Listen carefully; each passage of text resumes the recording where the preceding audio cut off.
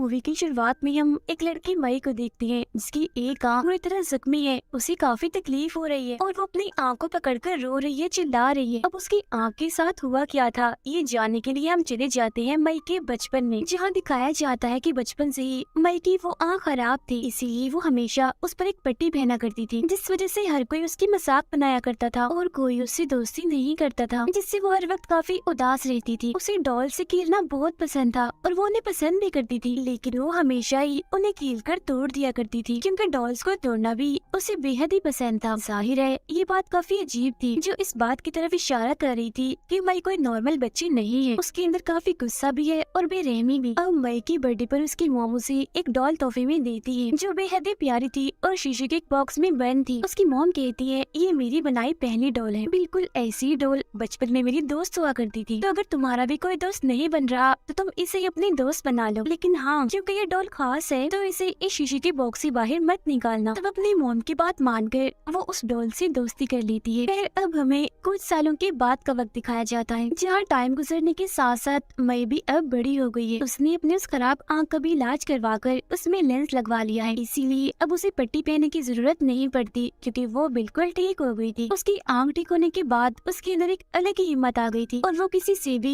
दोस्ती करने को तैयार थी, जो वो बचपन में नहीं कर पाई थी। वो जानवरों के क्लिनिक पर जॉब करती थी, जहाँ वो जानवरों की चीर फाड़ और उन्हें टांके लगाने का काम करती थी। उसे सिलाई करने का भी बहुत शौक था। उसकी आदत काफी अजीब थी, मगर फिर भी उसके चेहरे पर हमेशा एक मुस्कुराहट रहती थी। उसकी मुस्कुराहट प्यारी होने के साथ साथ थोड़ी सी डरावनी भी थी। उसका बर्ताव ऐसा इसीलिए हो सकता है क्योंकि हमेशा वो बाहरी लोगों से दूर रही। उसके माँ बाप की मौत हो गई थी और अब वो बस अपनी डॉल के साथ ही रहती थी। वो एक लड़के एडम को पसंद करने लगी थी और जब खाना खाने बाहर आती थी तो अक्सर छुप छुप कर उसे देखा करती थी। वो एक मैकेनिक था। मई को एडम में सबसे ज्यादा उसके हाथ प्यारे लगती थी।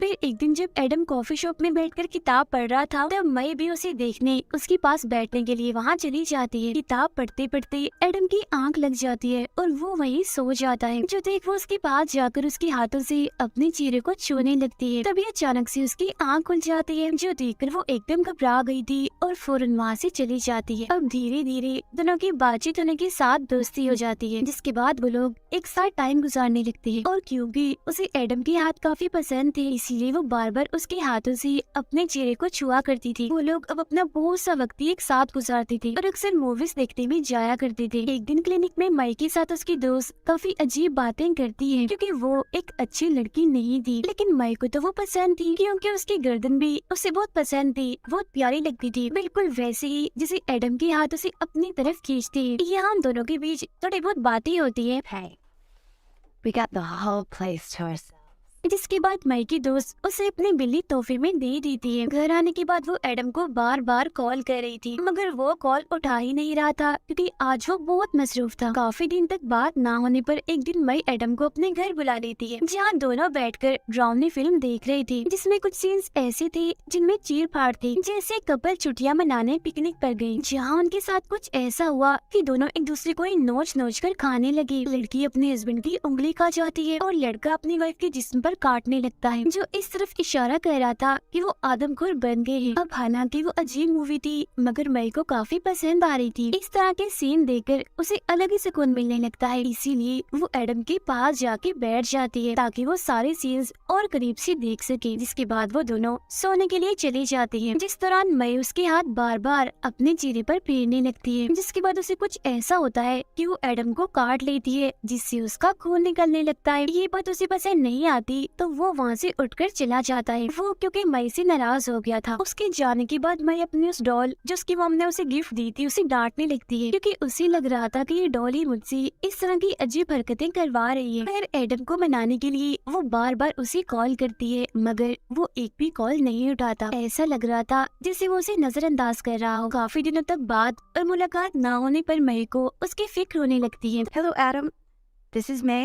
वो अपनी फिक्र दूर करने के लिए उससे मिलने चली ही जाती है, जहाँ एडम अपने दोस्त के साथ बातें कर रहा था। जिस दौरान मई उसे ये कहते हुए सुन लेती है कि मई काफी अजीब लड़की है, जब से मैं उससे दूर हुआ हूँ मैं बहुत खुश हूँ। ये बात सुनकर उसका दिल टूट जाता है और वो यहाँ से चली जाती है। जिसके बाद वो जाती है अपने दोस्त के घर, जो मई का ख्याल रखती थी। वो उसे एडम के बारे में बताकर अपने दिल का बोझ हल्का करती है। जिसके बाद वो दोनों एक साथ काफी वक्त गुजारती है।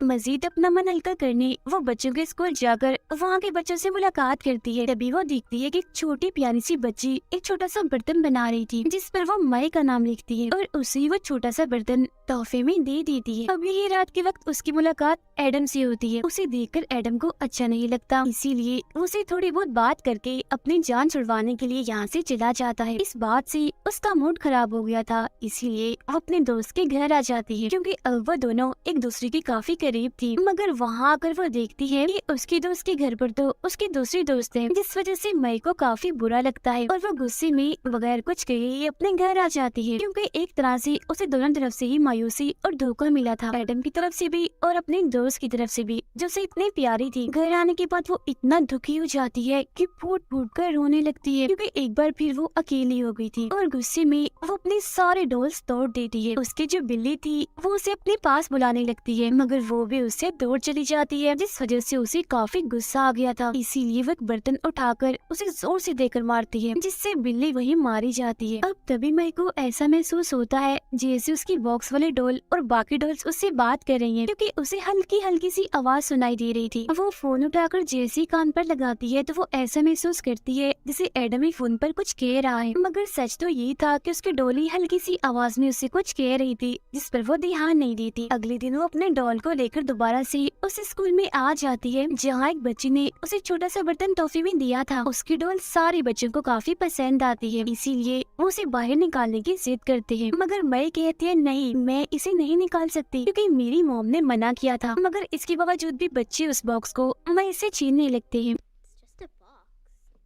जिस वजह से वो शीशे का बॉक्स नीचे गिर के टूट जाता है और कांच के टुकड़े हर जगह बिखर जाते हैं। मगर इसके बावजूद भी बच्चे रुकते नहीं और डॉल को लेने की कोशिश करते हैं, जिससे कांच के टुकड़े उनके जिस्म में घुस जाते हैं और सभी का खून निकलने लगता है। अब इस सब की वजह से डॉल भी खराब हो गई थी, जो चीज मई को अच्छी नहीं लगती, इसीलिए वो अपने डॉल को लेकर यहाँ से चली जाती है और काफी दुखी भी थी। फिर एक दिन मई जब घर से बाहर थी तो एक लड़का उसे अकेली देखकर उसके पास आकर बैठ जाता है। दोनों के बीच थोड़ी देर तक बातें होती हैं और उनकी दोस्ती हो जाती है, जिसके बाद मई उसे अपने घर ले आती है। लड़के को काफी गर्मी लग रही थी तो वो अपनी शर्ट उतार देता है। उसकी बाजू पर एक टैटू बना हुआ था जो मई को काफी अच्छा लग रहा था, इसीलिए उसे गौर से देखने लगती है और तारीफ भी कर देती है। अब लड़का फ्रिज से पानी लेने के लिए जाता है, मगर मई उसे फ्रिज खोलने से मना कर देती है, पर फिर भी वो जबरदस्ती फ्रिज खोल देता है और देखता है कि मई ने एक मरी हुई बिल्ली को शॉपर में लपेटकर फ्रिज में रखा हुआ है। ये वही बिल्ली थी जो उसकी दोस्त ने दी थी और मैंने उसे मार दिया था। ऐसा उसने इसलिए किया था ताकि बिल्ली की लाश गले सड़े नहीं। ये देख वो लड़का काफी डर जाता है और यहाँ से जाने लगता है, जो चीज मई को बिल्कुल अच्छी नहीं लगती, इसीलिए वो उसके सर में कैंची घुसा देती है, जिससे काफी तेजी से उसका खून निकलने लगता है। वो दर्द से चिल्ला भी रहा था, मगर इतना सारा खून बह जाने की वजह से मौके पर ही उसकी मौत हो जाती है। अब ये मई का पहला कत्ल था, मतलब इंसानों में पहला कत्ल, क्योंकि जानवर को तो वो पहले ही मार चुकी थी, इन्हीं बिल्ली को उसकी लाश को देखकर वो कहती है मुझे तुम्हें मारकर बहुत सुकून मिल रहा है और तुम्हारे जिस्म में सिर्फ तुम्हारी बाजू ही अच्छी है जिस पर टैटू बना हुआ है, बाकी तुम बेकार हो। तो अब मुझे और लाशें चाहिए। अब अगले दिन मई अपने दोस्त से मिलने जाती है, जहाँ वो उसकी गर्दन का नाप लेने लगती है, क्योंकि उसकी गर्दन भी तो उसे पसंद थी। उसकी दोस्त पूछती है ये तुम क्या कर रही हो, जिस पर वो कहती है मुझे तुम्हारी गर्दन पसंद है और तुम मेरी दोस्त भी हो ना, तो मैं तुम्हारे लिए शर्ट सिलाई करूंगी। तुम्हें पता है ना मुझे सिलाई करने का कितना शौक है। जो सुनकर उसकी दोस्त काफी खुश हो जाती है। इधर ही अपने दूसरी दोस्त को भी देखती है जिसकी टांगे उसे काफी पसंद आती है, बिल्कुल वैसे ही जैसे उसे अपने दोस्त की गर्दन और एडम की हाथ पसंद थे। फिर अगले दिन वो अपने लिए प्यारा सा सूट तैयार करती है और बिल्कुल अपने डॉल की तरह ही तैयार होकर ऐसी बन के दिखाती है जिससे वो बहुत खुश है और ठीक भी। इधर अजीब बात ये थी कि वो अपने साथ एक बॉक्स और कुछ सर्जिकल औजार जैसे ब्लेड, कैंची, छुरियां भी रख लेती है। जिसके बाद वो कहाँ जाती है? वो जाती है सीधा अपनी दोस्त के घर। वो वहाँ अपने दोस्त के पीछे जाकर खड़ी हो जाती है और उससे बातें करते करते उसकी गर्दन ब्लेड से काट देती है। और क्योंकि उसे अपने दोस्त की गर्दन बहुत पसंद थी तो उसे पूरी तरह काट कर अपने पास रख लेती है। फिर तभी इधर उसकी दूसरी दोस्त भी आ गई थी, मगर उसे इस बात का जरा भी एहसास नहीं होता कि मैंने उसकी दोस्त को मार दिया है। वो अपनी दोस्त को आवाज लगाती तो है मगर उसकी दोस्त वहाँ नहीं जाती, मर जाती है। अचानक से उसके सिर में भी 2 चाकू घुसा देती है जिससे उसका बहुत सारा खून बहने लगता है और एकदम वो नीचे गिर जाती है और तड़प तड़प कर उसकी मौत हो जाती है।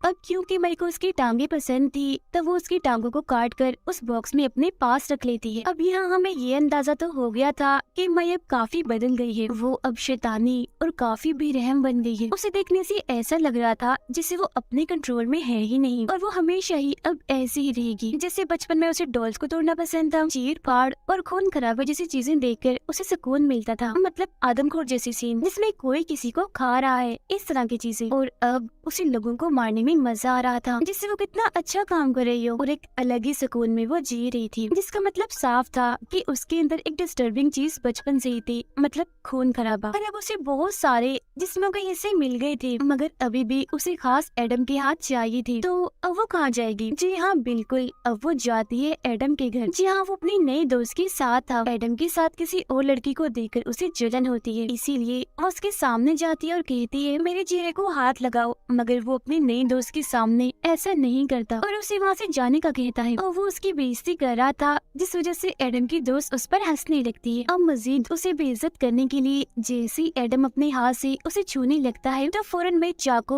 उसकी दोस्त की गर्दन में घुसा देती है जिससे बहुत तेजी से उसका खून निकलने लगता है और फिर आखिरकार वो एडम को भी मार कर उसके हाथ काट देती है और उन्हें भी अपने पास रख लेती है। इसके अलावा वो एडम की दोस्त के कानों को भी काट कर अपने पास रख लेती है क्योंकि उसके कान भी उसे पसंद आ गए थे। घर आने के बाद वो जिस्मों के सारे हिस्सों को बॉक्स से बाहर निकालती है और अच्छे से साफ करती है। तो अब सामने आती है ये बात कि आखिर वो इन सभी जिस्मों के हिस्सों का करना क्या चाहती थी। वो उन सभी हिस्सों को जोड़कर टांके लगाकर अपने लिए एक बड़ी सी डॉल बना लेती है जो उसकी दोस्त उसका साथी बनकर हमेशा उसके साथ रहेगी। और ये सीन काफी भयानक था। और अब बात करते हैं उसने इस डॉल को बनाने के लिए किस किस का कौन सा जिस्म का हिस्सा इस्तेमाल किया। तो टैटू वाले लड़के की उसने बाजू का इस्तेमाल किया था क्योंकि उसका टैटू उसे काफी पसंद था। गर्दन उसने अपनी दोस्त की इस्तेमाल की थी, टांगे दूसरी दोस्त की, हाथ एडम की इस्तेमाल की थी और कान एडम की दोस्त की। और रही बात बालों की, वो उस बिल्ली के फर को बालों के तौर पर इस्तेमाल करती है जिसके बाद एक पूरा इंसान बनाकर वो अपने इस नए दोस्त का नाम भी रख देती है। मगर अभी भी उसे अपने इस दोस्त में एक कमी लग रही थी और वो थी आंखों की, क्योंकि वो उसे देख ही नहीं रहा था जिससे उसे काफी बुरा लग रहा था क्योंकि वो तो यही चाहती थी कि उसका नया दोस्त उसे देखे और उसे प्यार करे। तो अब वो उसे अपनी आंखें देने का फैसला करती है और बड़ी हिम्मत करके तकलीफ सहकर वो अपनी आंख निकाल कर उसे लगा देती है। और ये वही सीन है जिसे हमने शुरुआत में देखा था जब वो अपनी आंख पकड़कर रो रही थी क्योंकि उसे दर्द हो रही थी, उसका खून बह रहा था। वो अपनी आंख निकाल कर अब उसे लगा देती है मगर अब भी वो उससे बात नहीं कर रहा होता। तो इस बात से परेशान होकर वो अपना सर उस पर रखती है और वही सो जाती है। मगर तभी हम एक हैरान कुन सीन देखते हैं कि मई के नए दोस्त का हाथ जो एडम का था वो मई को छूने लगता है और प्यार से उसे सहला रहा था, जो काफी अजीब और डरा देने वाला सीन है। जिसका मतलब ये था कि मई ने जिस्मों के हिस्सों का ये जो इंसान बनाया था अब ये जीता जागता इंसान बन गया था क्योंकि किसी वजह से उसमें जान आ गई थी। अब मूवी में हमने देखा कि मई की ऐसी हालत क्यों हुई, क्योंकि सबने उसे नजरअंदाज किया तो वो लोगों का ऐसा बर्ताव बर्दाश्त नहीं कर पाई। उसे हिम्मत चाहिए थी जिस वजह से उसने इस बात की इतनी टेंशन ली कि एक आम इंसान से वो पागल कातिल बन गई और अब न जाने वो और कितने लोगों को मौत की घाट उतारेगी। तो इसीलिए हमें अपनी जिंदगी में किसी को भी फजूल इंसान नहीं समझना चाहिए और जितनी हो सके अगले इंसान को अहमियत देनी चाहिए और अगले इंसान को भी चाहिए कि वो दूसरों से उम्मीद ना करे कि वो मुझे अहम समझेगी ही समझेगी। दूसरों की बुरी और दिल तोड़ने वाली चीजों को नजरअंदाज करना सीखे, तभी आपके जहन को सुकून होगा और आप इस तरह की बुराई से दूर रहेंगे। इसी के साथ ये कहानी इधर ही खत्म हो जाती है।